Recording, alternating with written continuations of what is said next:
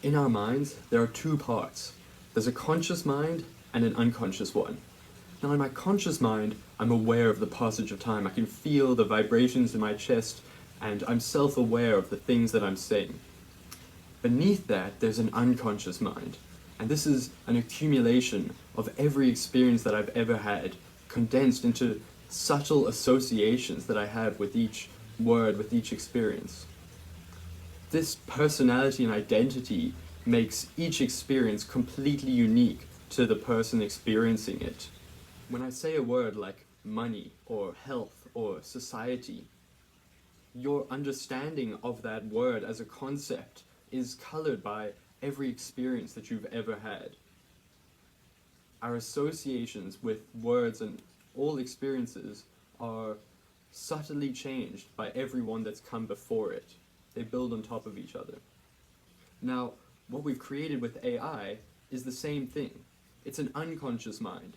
It slowly shifts its weights and biases and changes its understanding of experiences, words, according to the ones that have come before, according to the relative associations. Now, some people see this as a flaw. They're trying to work towards AGI, a conscious, self-aware artificial intelligence that is aware that time is passing, it's aware of what it's saying and the consequence that it's having on the world. But I think that that completely overlooks the huge advantage that we have with the subconscious AI. If we can get AI to reflect our own unconscious mind, then we can map that out visually. And it might be the most important map that we could ever create. One of our own minds, our own weights and biases of the world. Because our unconscious mind shapes our whole experiencing of reality. It's entirely subjective. And psychology has long since tried to map this out with Rorschach ink blots, psychoanalysis, trying to get at the underlying associations that we have with the world, our subjective perception of reality. But with AI, we can access this directly. When you asked AI to generate an image, before we added in all the logical, constricting guardrails around realism, the results used to look very dreamlike. And that's because it reflected something deeper, this abstract, creative unconscious that drives our daily lives.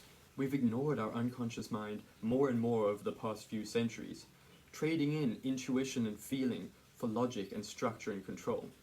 And there's a hypocrisy in creating this logical system that allows us to perform on our goals better and better with more and more efficiency, when underlying those surface level goals of wanting a certain house or a car or a wife or a certain career, underlying those was a path of desire, an intuition towards a way of feeling.